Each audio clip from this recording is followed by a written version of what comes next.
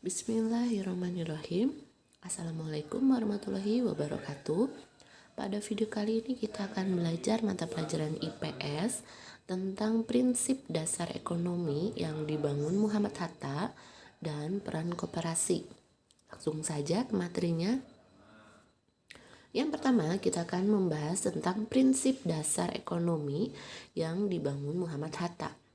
Seperti yang sudah kita ketahui, Muhammad Hatta itu adalah wakil presiden pertama di Indonesia ya.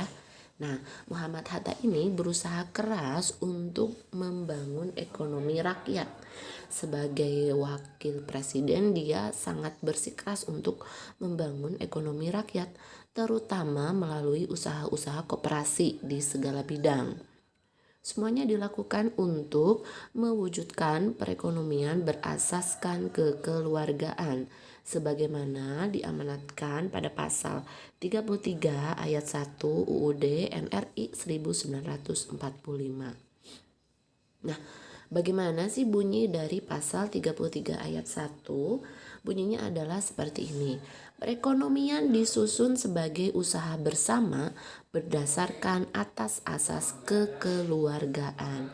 Jadi yang dicanangkan atau yang diusahakan oleh Muhammad Hatta ini berdasarkan prinsip pada pasal 33 ayat 1 ini.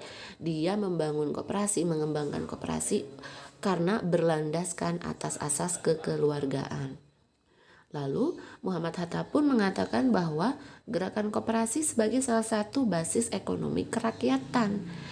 Nah, apa sih ekonomi kerakyatan yang dicanangkan oleh Muhammad Hatta? Nah, ekonomi kerakyatan ini adalah gerakan demokrasi dan sukarela dan tidak dapat dipaksakan. Jadi, prinsip dari ekonomi kerakyatan ini adalah gerakan demokrasi dan sukarela dan tidak dapat dipaksakan. Makanya dari ekonomi kerakyatan ini difasilitasi oleh gerakan koperasi yang sesuai karena prinsipnya adalah asas kekeluargaan.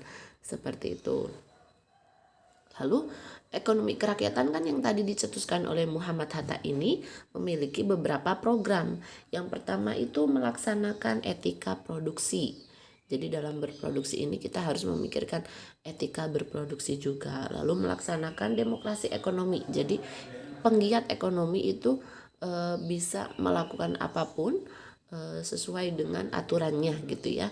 Lalu strategi industrialisasi dan yang terakhir adalah pembangunan koperasi. Jadi koperasi ini termasuk dari salah satu dari program ekonomi kerakyatan yang dicetuskan oleh Muhammad Hatta.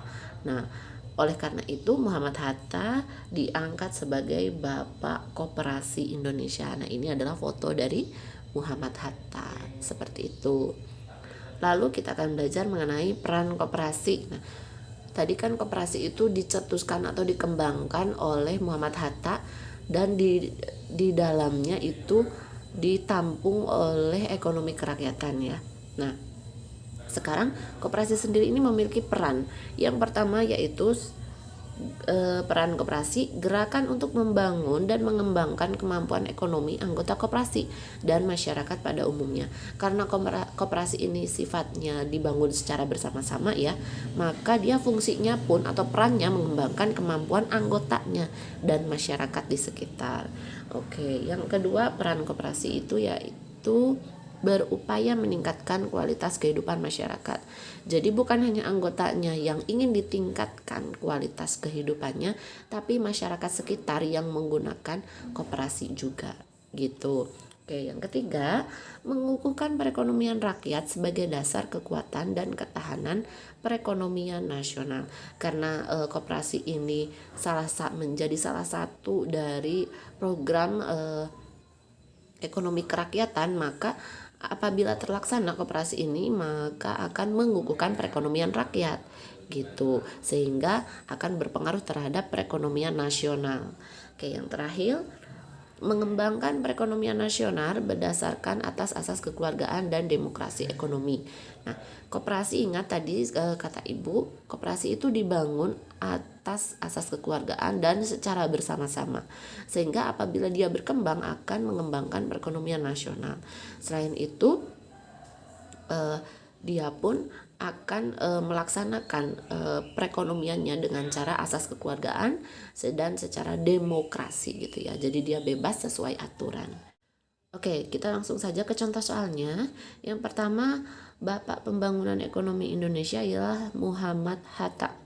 Prinsip dasar ekonomi Indonesia menurut Muhammad Hatta yaitu ekonomi kerakyatan. Betul, tadi kan canangannya Muhammad Hatta itu atau programnya Muhammad Hatta yaitu ekonomi kerakyatan. Makanya jawabannya yang C. Oke, selanjutnya.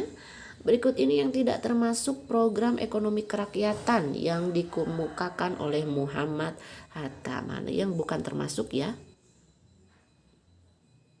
Yang A, betul. Kalau yang B, C, dan D itu termasuk program ekonomi kerakyatan. Yang A itu bukan ya, karena seharusnya etika produksi. Oke, nah seperti itu penjelasan pada video kali ini.